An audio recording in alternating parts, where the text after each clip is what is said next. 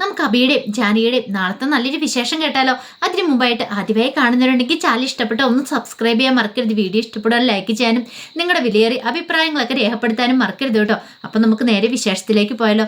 അങ്ങനെ നാളത്തെ വിശേഷത്തിൽ അപർണ ആകെപ്പാട് ടെൻഷൻ അടിച്ച് മുറിയിലിരിക്കുകയാണ്. എന്ത് ചെയ്യണമെന്ന് അറിയത്തില്ല. ഒരു പക്ഷേങ്കിൽ തൻ്റെ അമ്മയെ രക്ഷിക്കണമെങ്കിൽ ഈ കേസ് അബിയും ജാനകിയും പിൻവലിക്കണം. അങ്ങനെ പിൻവലിച്ചാൽ മാത്രമേ അമ്മ ഇനിയിപ്പം ഹോസ്പിറ്റലിലേക്ക് പോകാൻ തയ്യാറാവുള്ളൂ. ഡൽഹിയിലേക്ക് പോവുകയാണെങ്കിൽ അമ്മയ്ക്ക് നല്ല മികച്ച ചികിത്സ തന്നെ കിട്ടും. പക്ഷെ അങ്ങനെ ചികിത്സ കിട്ടണമെങ്കിൽ അമ്മ പോകണം. അച്ഛൻ്റെ പേരിൽ ഇങ്ങനെ ഒരു കേസ് കിടക്കുന്നതുകൊണ്ട് അമ്മ പോകത്തില്ല. അമ്മയ്ക്ക് നല്ല പേടിയുണ്ട്. മുമ്പ് ഇതുപോലെ അച്ഛൻ ജയിലിലായതാണല്ലോ, ഇനി അങ്ങനെ എന്തെങ്കിലും ആകുമെന്ന്. അമ്മയുടെ 2 കിഡ്നി ഫെയിലിയറാണ്. എന്ത് ചെയ്യണം? കസ്തൂരി വന്ന് പറഞ്ഞപ്പോൾ തന്നെ അപർണയ്ക്ക് വല്ലാത്ത ടെൻഷനായി പോയിട്ടുണ്ടായിരുന്നു. ഇനിയിപ്പോൾ എന്ത് ചെയ്യണമെന്ന് അറിയത്തില്ലാത്തൊരവസ്ഥയിലാണ്. ആരോടും വിഷമങ്ങൾ പറയാൻ പറ്റില്ല. പാവ അമ്മ ഇതറിഞ്ഞു കഴിഞ്ഞിട്ടുണ്ടെങ്കിൽ അല്ലെങ്കിൽ തന്നെ അമ്മയ്ക്ക് ടെൻഷനാണ്.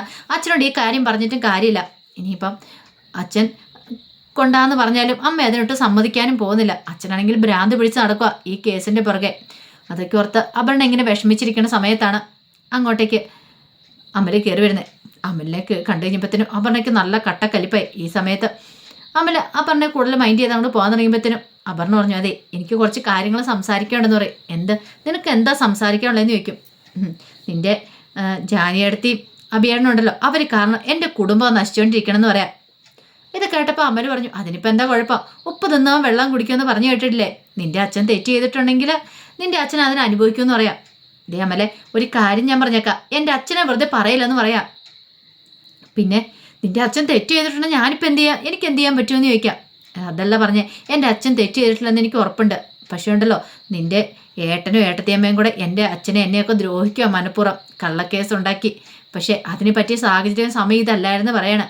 എൻ്റെ കുടുംബം തകർന്നുകൊണ്ടിരിക്കുക, എൻ്റെ അമ്മ ഓരോ നിമിഷവും മരിച്ചുകൊണ്ടിരിക്കുക എന്ന് പറയണേ. നീ എന്തൊക്കെയാണ് പറയണമെന്ന് നിൽക്കും. എൻ്റെ അമ്മയുടെ 2 കിഡ്നി ഫെയിലിയർ ആയെന്ന് പറയാം. ഇത് കേട്ടപ്പോൾ അമലിന് ഭയങ്കര വിഷമമായിപ്പോയി. കാരണം വസന്തരാമനെ അമലിന് ഇഷ്ടമാണ്. അവർ നല്ലൊരു സ്ത്രീയാണെന്നറിയാം. ശരിക്കും ഈ അച്ഛൻ്റെ മോളുടെ ഇടയിൽപ്പെട്ട് അവർ കിടന്ന് നെട്ടോട്ട് ഓടുന്നുണ്ട്, ശക്രശ്വാസം വലിക്കുന്നുണ്ടെന്ന് പറയാം. പക്ഷേ എൻ്റെ അമ്മ ഹോസ്പിറ്റലിലേക്ക് പോകാൻ തയ്യാറാകുന്നില്ല. കിഡ്നി മാറ്റി വെക്കുകയാണെങ്കിൽ അമ്മ ജീവിതത്തിലേക്ക് മടങ്ങി വരും. ഡൽഹിയിൽ പോയി വേണം ഇത് കാര്യങ്ങളൊക്കെ ചെയ്യാൻ. നല്ലൊരു ഹോസ്പിറ്റൽ ഡൽഹിയിലുണ്ടെന്നാണ് പറഞ്ഞത്. പക്ഷേ എൻ്റെ അമ്മ പോകാൻ തയ്യാറാത്തതിൻ്റെ കാരണം അച്ഛൻ്റെ പേരിലുള്ള ഈ കേസാണ്. അതുകൊണ്ട് അമ്മയ്ക്ക് പോകാൻ ഒട്ടും താല്പര്യമില്ല. ഈ കേസ് പിൻവലിക്കുവാണെങ്കിൽ എൻ്റെ അമ്മയുടെ ജീവനെങ്കിലും രക്ഷപ്പെടുത്താൻ പറ്റുമെന്ന് പറയണം. ഇത് കേട്ട് കഴിഞ്ഞപ്പോൾ അമല് പറഞ്ഞു, അതൊക്കെ എന്നോട് പറഞ്ഞിട്ട് എന്ത് ചെയ്യാനാ? എനിക്കൊരു കാര്യം ചെയ്യാം, നീ ചെന്ന് ജാനി അടുത്ത അഭിയേട്ടനോട് പറഞ്ഞു വെക്ക്. എന്നോട് ഇത് പറഞ്ഞിട്ട് എനിക്ക് ഇതിനകത്ത് യാതൊരു പങ്കുമില്ലെന്ന് പറയണം. അതേടാ, നിന്നോട് പറഞ്ഞിട്ടൊരു കാര്യമില്ലെന്ന് എനിക്കറിയാം. അല്ലെങ്കിലും എൻ്റെ വീട്ടുകാരോട് നിനക്ക് എന്നൊരു പുച്ഛഭാവമാണല്ലോ. എൻ്റെ അമ്മ, എൻ്റെ അച്ഛൻ, അതൊക്കെ എൻ്റെ വേദനകൾ മാത്രമേ ഉള്ളൂ. നിന്നെ അതൊന്നും ബാധിക്കുന്ന കാര്യമല്ലോ. സ്വന്തം വീട്ടിലെ സ്വന്തം ഒരു അനുഭവം ഉണ്ടാകണം, എങ്കിലോ നീ ഇത് പഠിക്കുള്ളൂ.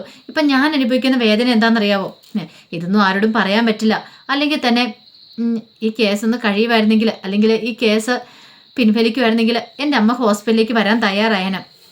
അതിന് വേണ്ടിയിട്ടാണ് ഞാനിപ്പോൾ കിടന്ന് പോരാടിക്കൊണ്ടിരുന്നത്. അറിയാവോ? നിനക്ക് പറ്റുമെങ്കിൽ നീ ഒരു കാര്യം ചെയ്യുക, അവരോട് ഈ കേസെങ്കിലും ഒന്ന് പിൻവലിക്കാൻ പറ, എൻ്റെ അമ്മയുടെ ജീവൻ രക്ഷിക്കാനാ എന്നൊക്കെ പറയണം. ഇത് കേട്ടപ്പോൾ അമലൊന്നും മിണ്ടാതെ ഇങ്ങോട്ടേക്ക് പോവാണ്. അപർണയ്ക്ക് പിന്നെ എന്ത് ചെയ്യണമെന്ന് അറിയത്തില്ല. വല്ലാത്തൊരവസ്ഥയായിപ്പോയി. അമലോർത്തു, ഒരു കാര്യം ചെയ്യാം, ഒന്നെങ്കിൽ പോയി ജാനിയടത്തിനെ ഒന്ന് കണ്ടു നോക്കാം. അല്ലെങ്കിൽ തന്നെ കുടുംബത്തിൽ ഈ കേസ് കാണാൻ പല പല പ്രശ്നങ്ങളും ഉണ്ടായിരിക്കുന്നത്. ഒരു വശത്ത് അജയേട്ടനും നിരഞ്ജനടത്തിയും തമ്മിൽ, പിന്നെ അപർണ തനിക്ക് സ്വസ്ഥത സമാധാനം തരുന്നില്ല. അഭിയേട്ടനൊക്കെയാണ് എല്ലാം തരും. കുടുംബത്തിന് താളം തന്നെ ആകെപ്പാടെ തെറ്റിക്കിടക്കുക. ഒരു പക്ഷേ അച്ഛനുണ്ടായിരുന്നെങ്കിൽ ഇങ്ങനെയൊന്നും സംഭവിക്കില്ലായിരുന്നു എന്നൊരു ചിന്തയൊക്കെ അമലിൻ്റെ മനസ്സിലുണ്ടാവുന്നുണ്ട്. പിന്നീട് അമല് അങ്ങോട്ടേക്ക് ജാനകിയെ കാണാൻ ചെല്ലുവാണ്. ജാനകിയെ കാണാൻ ചെല്ലുമ്പം അവിടെ രാധാമണി, ജാനകിയും മേരിക്കുട്ടമ്മ ഉണ്ടായിരുന്നു. മേരിക്കുട്ടമ്മ അമലിനെ കണ്ടതും പറഞ്ഞു, മോനി ഞാൻ ചായ എടുത്തിട്ട് വരാം എന്നൊക്കെ പറഞ്ഞ് അകത്തേക്ക് അങ്ങോട്ട് കയറി പോവാണ്. പിന്നീട് ജാനകിയോട് ചോദിച്ചു, ജാനിയടുത്തേക്ക് സുഖമാണല്ലോ അല്ലേന്ന് ചോദിക്കുകയാണ്. ഇത് കേട്ടപ്പോൾ ജാനകി എന്ത് സുഖം അമലെ, ശരിക്കും പറഞ്ഞാൽ ജീവിതത്തിൻ്റെ ഓരോ ഘട്ടങ്ങളിൽ കൂടെ ഇപ്പോൾ കടന്നു പോയിക്കണമെന്ന് പറയില്ലേ എന്ന് പറഞ്ഞൊരു അവസ്ഥയാണ്. എൻ്റെ അമ്മയുടെ ഓർമ്മശക്തി തിരികെ കിട്ടണം, അമ്മ ജീവിതത്തിലേക്ക് മടങ്ങി വരണം, ആ ഒരു ആഗ്രഹം മാത്രമാണ് എനിക്കിപ്പോൾ എൻ്റെ മനസ്സിലുള്ളതെന്ന് പറയാം. ഇപ്പം വേറൊന്നും എൻ്റെ മനസ്സിനെ സ്പർശിക്കുന്ന പോലും ഇല്ലെന്ന് പറയണം. ഇത് കേട്ടപ്പം ഒരു നിമിഷം ആലോചിച്ചിട്ട് അമല ചോദിച്ചു, അല്ല ജാനിയടുത്ത്, ഞാനൊരു കാര്യം ചോദിച്ചോട്ടെ, അമ്മയ്ക്ക് ഓർമ്മശക്തി തിരികെ കിട്ടുമെന്ന് ജാനിയടുത്തേക്ക് ഉറപ്പുണ്ടോയെന്ന് ചോദിക്കുക. അങ്ങനെയൊന്നും പറഞ്ഞിട്ടുണ്ടെങ്കിൽ ഞാൻ എന്ത് മറുപടിയാണ് തരണ്ടേ എനിക്കറിയില്ല. പക്ഷെ ഒരു കാര്യം എനിക്ക് ഉറപ്പാണ്, എൻ്റെ അമ്മ ജീവിതത്തിലേക്ക് മടങ്ങി വരണം. മടങ്ങി വന്നാൽ മാത്രം ആ തമ്പിയെപ്പോലുള്ള ദുഷ്ടന് പണി കൊടുക്കാണ്ട് പറ്റുള്ളൂ. എൻ്റെ അമ്മയ്ക്ക് നീതി കിട്ടണമെന്ന് പറയാം. അമല് പറഞ്ഞു, വീട്ടിലത്തെ അവസ്ഥ ഓർത്തിട്ട് എനിക്കിപ്പോൾ സഹിക്കുന്നില്ല ജാനിയടുത്തി. വീട്ടിലെ അവസ്ഥ ആകെപ്പാടെ താളം തെറ്റിയിരിക്കുക. ആരും തമ്മിൽ അങ്ങോട്ടും ഇങ്ങോട്ടും പരസ്പരം ഒരു കണക്ഷൻ കാര്യങ്ങളൊന്നുമില്ല. അവരുടെ സ്വന്തം കാര്യം നോക്കുന്നു. അതുപോലെ തന്നെ ഒരു സംസാര കാര്യങ്ങളൊന്നുമില്ല. നിരഞ്ജനടുത്തിയുടെ അജയേട്ടൻ്റെ കാര്യങ്ങളാണെങ്കിലും അതുപോലെ തന്നെയാണ്. അതോടൊപ്പം തന്നെ അപർണ അറിയാലോ, അപർണയ്ക്ക് പണ്ടേ ഇതാണ്. പക്ഷെ അവളുടെ അമ്മയുടെ കാര്യം ഓർത്തിട്ടാ കഷ്ടം എന്ന് പറയണേ. പിന്നീട് അവളുടെ അമ്മയെക്കുറിച്ചൊക്കെ പറയണേ. എല്ലാം കേട്ട് കഴിഞ്ഞപ്പോഴത്തേനും ജാനകി പറഞ്ഞു, ഞാനിപ്പോൾ എന്ത് ചെയ്യണമെന്ന് നീ പറയണേ. ജാനകിയെടുത്ത് ഈ കേസ് പിൻവലിക്കുവാണെങ്കിൽ ഒരു പക്ഷേങ്കിൽ നല്ലതായിരിക്കും എന്ന് പറയാം. ഇത് കേട്ടപ്പോൾ ജാനകി പറഞ്ഞു, ഓഹോ, അപ്പം ബന്ധങ്ങളൊക്കെ ഓരോന്ന് വലയാൻ തുടങ്ങുമ്പോഴത്തേനും നിനക്ക് വല്ലാത്തൊരു ബുദ്ധിമുട്ടുണ്ടല്ലേ അമലേന്ന് ചോദിക്കുക. ജാനകിയെടുത്ത് എന്താ ഉദ്ദേശിച്ചേ? അല്ല, നിന്റെ ഭാര്യയുടെ കാര്യം വന്നു കഴിഞ്ഞപ്പോഴത്തേനും നീ ഇങ്ങനെയൊക്കെ പറയുന്ന കേസ് പിൻവലിക്കാനായിട്ട്. അതൊന്നും അല്ല ജാനകിയെടുത്തി, അങ്ങനെയൊന്നും ഞാൻ മനസ്സിൽ പോലും ചിന്തിച്ചിട്ടില്ല. പക്ഷേങ്കിൽ എനിക്കെന്തോ ഇപ്പം തന്നെ കുടുംബത്തിന് താളം തെറ്റിയ പോലെ തോന്നലുണ്ട്. അതുകൊണ്ട് ഞാൻ പറഞ്ഞാന്ന് പറയണം. ജാനകി പറഞ്ഞു, നിന്റെ അടുത്തിരിക്കുന്ന എൻ്റെ അമ്മയെ നീ കണ്ടില്ലേ? ഒരു ജീവച്ചവായിട്ടാണ് ഇരിക്കുന്നത്. ചിരിക്കാൻ പറഞ്ഞാൽ ചിരിക്കും, കരയാൻ പറഞ്ഞാൽ കരയും എന്ന് മറ്റുള്ള ഇരിപ്പാണ് ഇരിക്കുന്നത്. നിനക്കറിയാലോ, എത്ര കാലം ഇങ്ങനെ മുന്നോട്ട് പോകുന്ന പോലും അറിയത്തില്ല. എൻ്റെ അമ്മയുടെ അവസ്ഥയ്ക്ക് കാരണം ആരാന്നറിയാലോ? നമ്മളൊക്കെ സന്തോഷത്തോടെ കഴിഞ്ഞ സമയത്തും എൻ്റെ അമ്മ ആരോരും ഇല്ലാതെ ഒറ്റപ്പെട്ട ഒരു മുറിക്കകത്ത് അടച്ചിരിക്കുമായിരുന്നു. അതിനെ കാരണക്കാരനായ അവനെ നീതിക്ക് മുന്നിൽ കൊണ്ടുവരണ്ടേ? എൻ്റെ അമ്മയ്ക്ക് നീതി കിട്ടണ്ടേന്ന് ചോദിക്കുക. ഇത് കേട്ടപ്പോൾ അമല് പറഞ്ഞു, ജാനകിയെടുത്ത് ഞാൻ വേണ്ട അമലെ, എനിക്ക് മനസ്സിലായി, നിന്റെ മാനസികാവസ്ഥ എനിക്ക് മനസ്സിലാവും. പക്ഷേങ്കിൽ എനിക്ക് എൻ്റെ അമ്മയ്ക്ക് നീതി കിട്ടണം. അതിന് വേണ്ടിയിട്ടാണ്. അയാൾ എൻ്റെ അച്ഛനാന്ന് തെളിയിക്കാൻ വേണ്ടിയൊന്നുമല്ല ഞാൻ ഈ കേസുമായിട്ട് മുന്നോട്ട് പോകുന്നത്. എൻ്റെ അമ്മയ്ക്ക് നീതി കിട്ടണം. എൻ്റെ അമ്മ ഇത്രയും കാലം അനുഭവിച്ചതിനൊക്കെ വേദനകൾക്ക് ഒരു പരിഹാരം ഉണ്ടാകണം.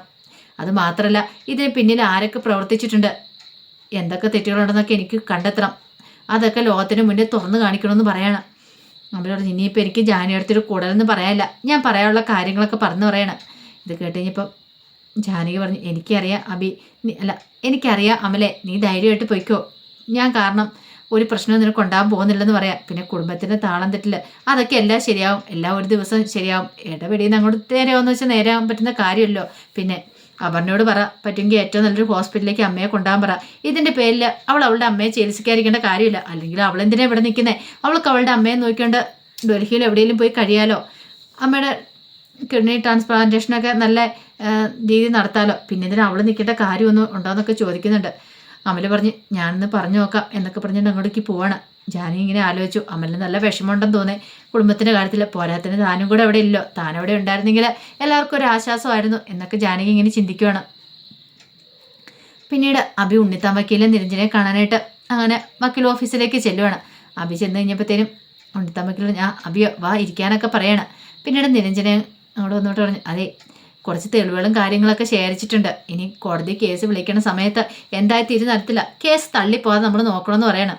ഇത് കേട്ടപ്പോൾ ഉണ്ണിത്താൻ വക്കീൽ പറഞ്ഞു, കാരണം തെളിവുകളും കാര്യങ്ങളൊക്കെ നമ്മൾ ശേഖരിച്ചിട്ടുണ്ട്. പക്ഷെ നമ്മളൊരു കഥ ഉണ്ടാക്കുവാണല്ലോ. ഇപ്പം നമുക്കിതിനെക്കുറിച്ച് കൂടുതലായിട്ടൊന്നും അറിയത്തില്ല. 25 വർഷം മുമ്പ് നടന്ന കാര്യമല്ലേ.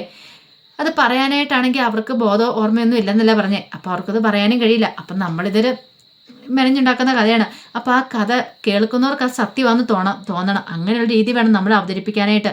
കേട്ട് കഴിയുമ്പോൾ ആർക്കും ഒരു നുണയാണെന്ന് തോന്നരുത്, അങ്ങനെ വേണമെന്നൊക്കെ പറയണം. അത് കേട്ട് കഴിഞ്ഞപ്പോഴത്തേനും അഭിയോഗിച്ചു, അതിനിപ്പം നമുക്ക് എന്ത് ചെയ്യാൻ പറ്റും ഉണ്ണിത്താൻ സാറെന്ന് ചോദിക്കുകയാണ്.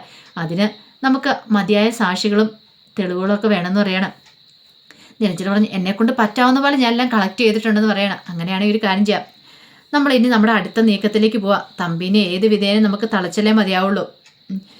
അവയുടെ ഭാര്യയ്ക്കും അമ്മയ്ക്കും ഒക്കെ നീതി ലഭിക്കേണ്ടതെന്ന് കിട്ടണം. അതിന് വേണ്ടിയിട്ട് ഞാൻ പോരാടിക്കൊണ്ടിരിക്കണം എന്ന് പറയാം. നിരഞ്ജന പറഞ്ഞു, അത് മാത്രമല്ല ആ അപർണയുടെ അഹങ്കാരം, അവളുടെ വിചാരം അവൾ എന്തോ വലിയ സംഭവമെന്നാ, അതിന് വേണം ഒരടി കൊടുക്കാനായിട്ട്. കുറച്ച് നാളായി ഞാൻ ഓങ്ങി വെച്ചിരിക്കുന്നൊക്കെ പറയണം. അത് കേട്ട് കഴിഞ്ഞപ്പോഴത്തേനും ഉണ്ണിത്താൻ വക്കീൽ പറഞ്ഞ്, ധൈര്യമായിട്ടിരിക്കുക. എന്താണ് ഈ കേസ് കോടതി തള്ളിപ്പോകാൻ പോകുന്നില്ല.